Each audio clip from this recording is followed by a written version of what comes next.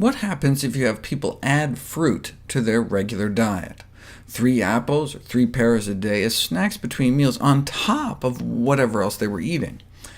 Fruit is low in calories, but not zero, so if you add food to people's diet, even healthy foods, won't they gain weight?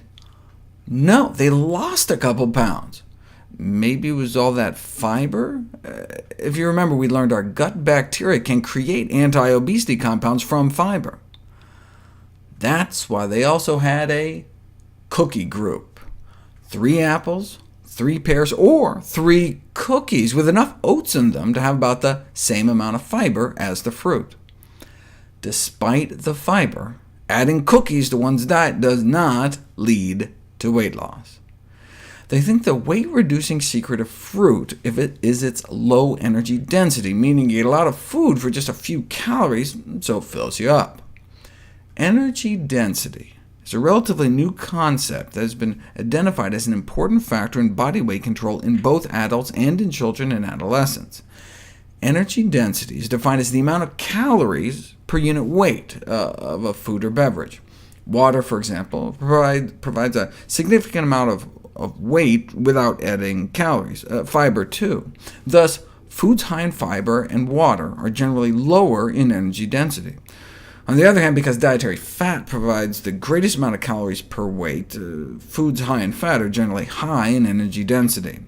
The CDC offers some examples. High energy density foods are like bacon, lots of calories in a small package. A medium energy density food is like a bagel, and a low density food typified by fruits and vegetables. In general, the lower the better, with 2 exceptions. Soda is heavy, so heavy that by energy density it looks less harmful than it is, and nuts have so much fat they appear less healthy than they are. Otherwise, though, the science supports a relationship between energy density and body weight, such that consuming diets lower in energy density may be an effective strategy for weight control. This is because people tend to eat a consistent weight of food, so when there's less calories per pound, calorie intake is reduced. A small drop in energy density can lead to a small drop in weight, and the greater the decrease in energy density, the greater the weight loss. Energy density can be reduced in a variety of ways, such as the addition of fruits and vegetables to recipes, or by lowering the fat or sugar content. And indeed, that's how we evolved, eating predominantly low energy density foods, such as fruits, vegetables, plants, and tubers, starch-filled roots like sweet potatoes.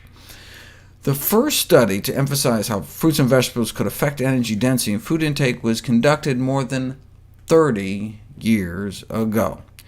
Researchers were able to cut people's caloric intake nearly in half, from 3,000 calories a day down to 1,570, without cutting portions, just by substituting less calorie-dense foods, which means lots of fruits, vegetables, whole grains, and beans, compared to a high-energy density meal with lots of meat and sugar.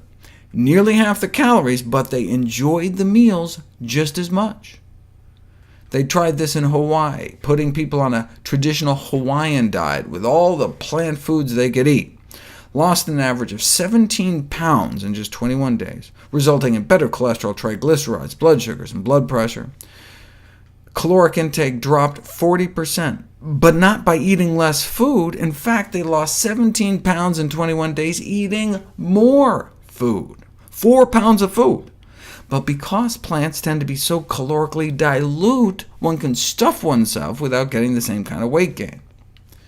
And the energy density of foods is of interest for weight management, not only because it allows people to eat satisfying portions while limiting calories, but also because reductions in energy density are associated with improved dietary quality. For example, lower energy-dense diets associated with lower risk of pancreatic cancer. Lower energy density foods tend to be healthier foods, so we get the best of both worlds.